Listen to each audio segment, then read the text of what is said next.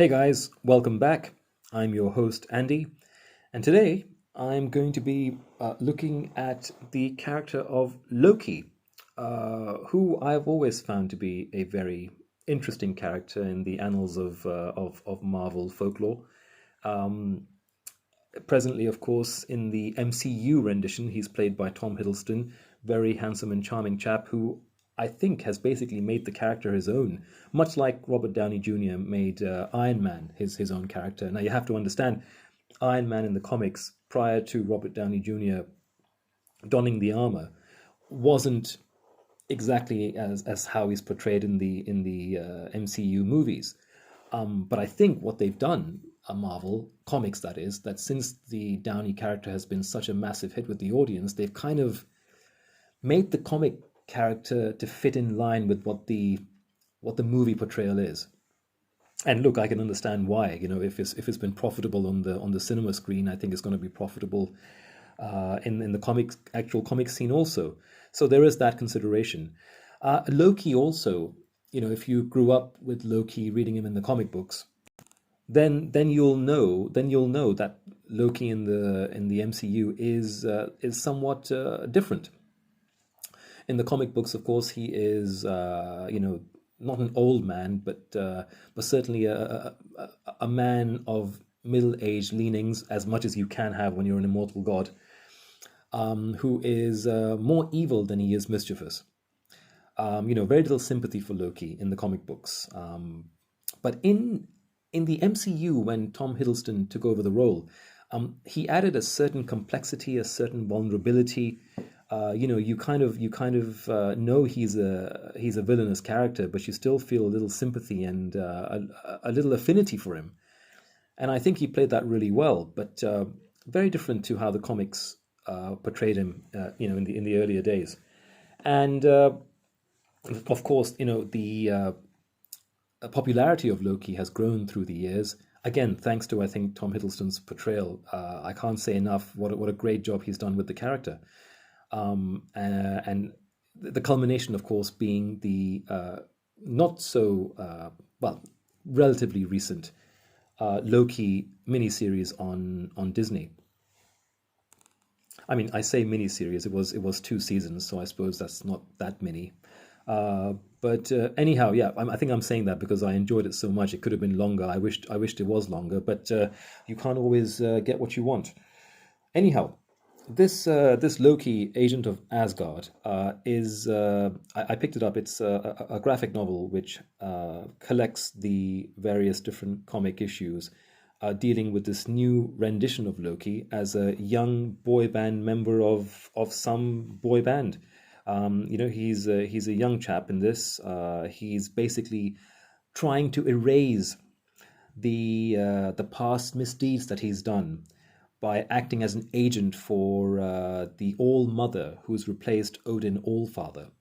All the deeds that he does basically removes all of the evil acts that he basically perpetrated in the past historically.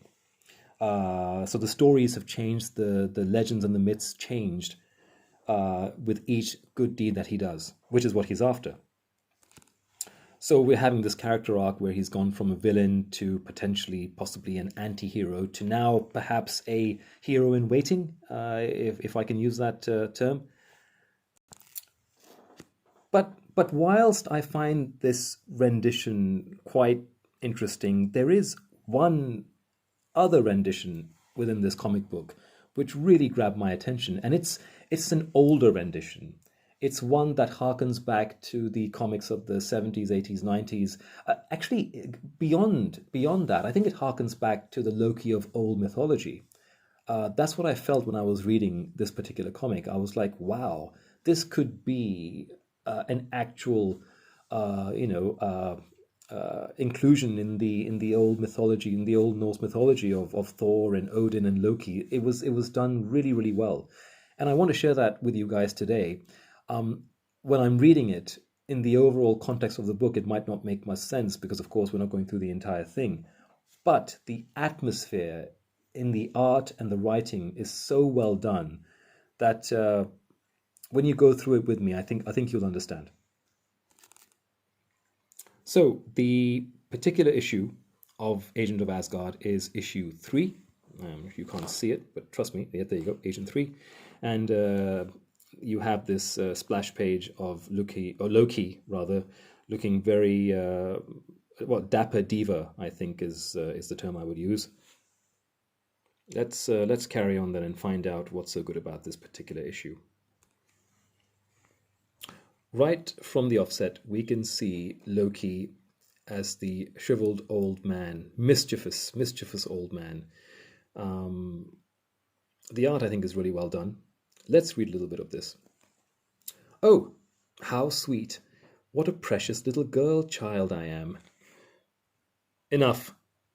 The old mother has afforded me a fine cell, and one without doors, a sure sign of their trust in my counsel. But a god of evil cannot sit idle forever. Time runs, the clock will strike, the future will come, preparations must be made. To work, old trickster. Straight off, I love the costume. I don't know. Maybe it's the fur. It's the long horns. It's whatever it is. I think it works really well. I like the costume. I like the way he's talking. I just yes, it's all working really well. So, once upon a time, cunning old Loki made his way to the old realms in the time of legends, where he met a princeling of those long ago days on the road to seek his fortune. Ho! I run more when sick than when hearty. I blush like a maiden when in my cups, and I smell even after I bathe. Who am I? Why, I know not. No, Odin Borson? Surely I am as plain as the nose on your face. Ha! You know me then, old one. What fellow of Asgard does not know its prince? As for me, I am Loki, a humble teller of tall tales, small mischiefs, and riddles. Then come, walk with your prince, old Loki, for the way is long and the road is quiet, and I would hear more of your excellent riddles. As you wish, young prince. 'Twas as Loki wished too, though he kept that close. Shortly thereafter, the two came to a running river, and there beheld a strange sight, an otter large as a man. The beast beheld them of its turn, and nodded its head once, as to say, "Good day, fine gentlefolk." "'Tis truly a wondrous creature, aye, wondrous. Loki!" But the deed was done, and 'twas no return from it. And otter meat has a fine, strong taste. Still, Odin was troubled. "The otter bade us no ill, Loki. What made you do such a thing?" "The mischief in me, Odin Borson." "But was not the meat good, prince? Is not the fur lustrous? See, it has made good cloaks for us both." So Odin let his worries pass. Later, as the day grew long and the air grew chill, "Ho, travellers!" The two gods came to the inn of Hreidmar, of the Vanir, and his 3 sons. "Right sorry am I that my third son, Otter, the changer of shapes, has not yet joined us." Otter, changer of shapes?" "Aye, his ma was a witch of Svartalheim, and he has the talent by birth. I sent him out as a river beast, for to catch our supper. 'Tis not like him, as to be so late." "Loki, we should take our leave." "Say not so, lad. The night is cold, our fire is warm. Why would a weary voyager wish to leave us?" I know the why of it. They wear it on their backs." "The skin of our dead brother Otter. Murdered by their hand. What? 'Twas all an ill hour for Bor's son.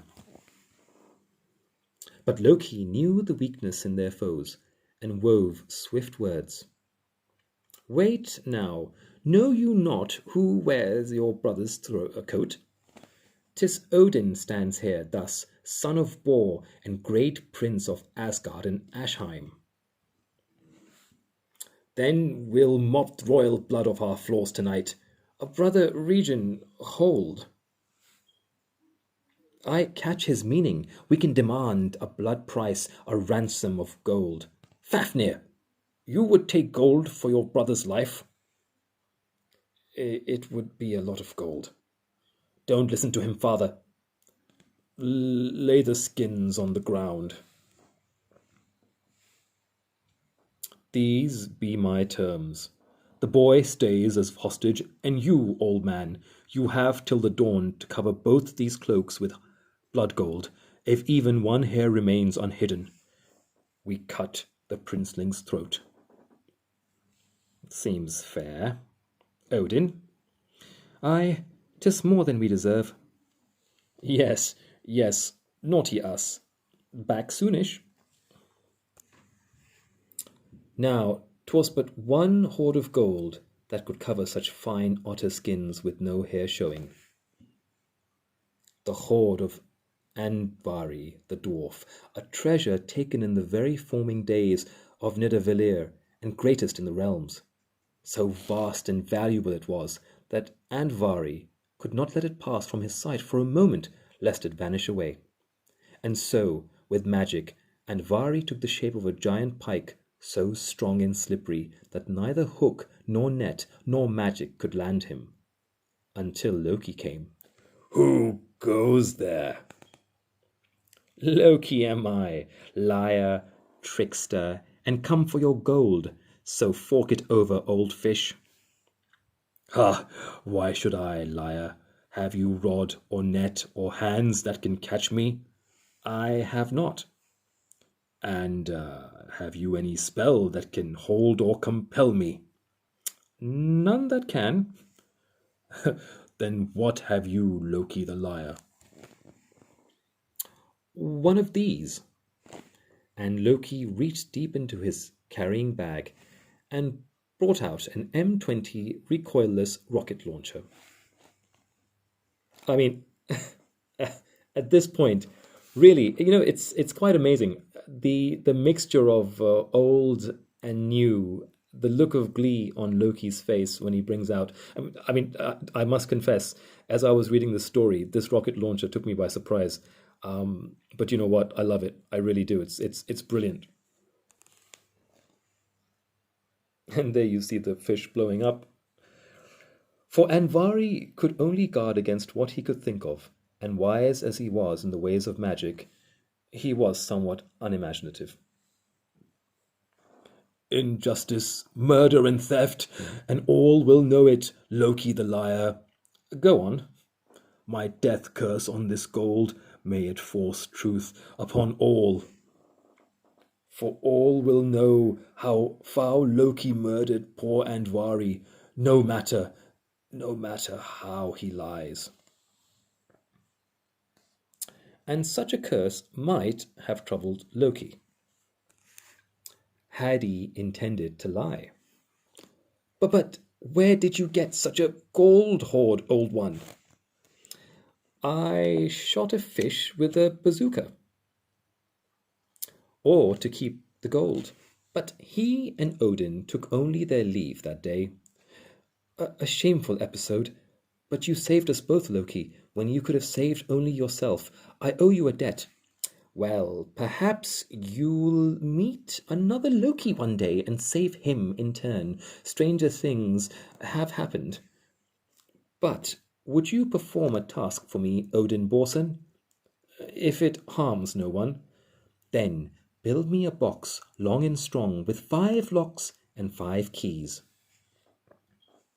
Imbue those keys with what power you can here at the dawn of your story, so they may lock the box fast and forever. I'll tell you what to put in the box another time.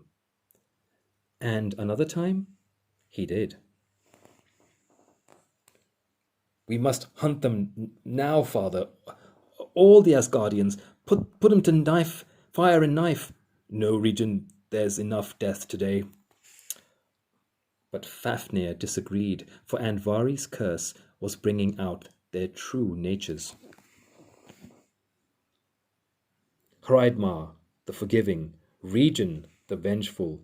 Fafnir, my brother, I will see you dead.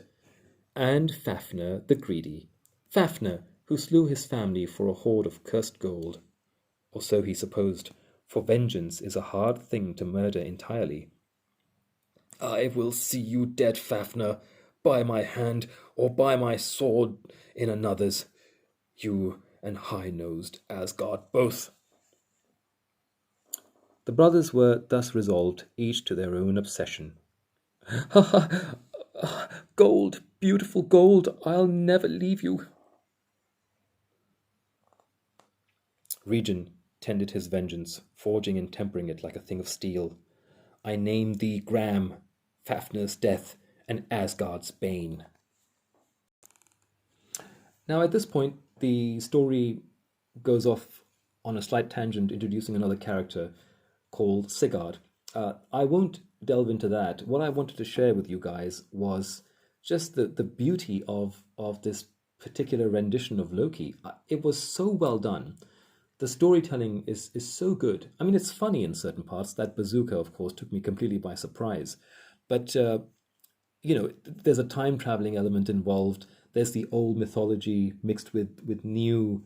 It's good to see the old Loki, the old man Loki, the true god of mischief and evil, something which we haven't seen, I suppose, in its truest form for quite some time. None of that, sympathetic characterization by Tom Hiddleston or the MCU, or even in modern comics. Really, really well done. I suppose in a time when a lot of characters are being molded into characters that the public at large will like, it's good to see some writers, going back to the old school ways of drawing and writing a character. It fills me with hope. It makes me realize that there are writers and artists out there who sometimes, I suppose, at the expense of commercial profit, will do something which may not appeal to everyone, but if you're a die-hard comic fan and if you're a die-hard mythology fan, you're bound to like. So, yeah, guys, that's it. That's it for today. I thought I'd share this with you. I hope you like it. And if you do, I've been told by my friends that this is something I have to do, so bear with me. If you like it, if you like this episode, if you like what I'm doing, please hit the subscribe button. I really hope I said that correctly because I'm nervous to this, but anyway, fingers crossed. I thank you for your time and I'll see you in the next one. Take care.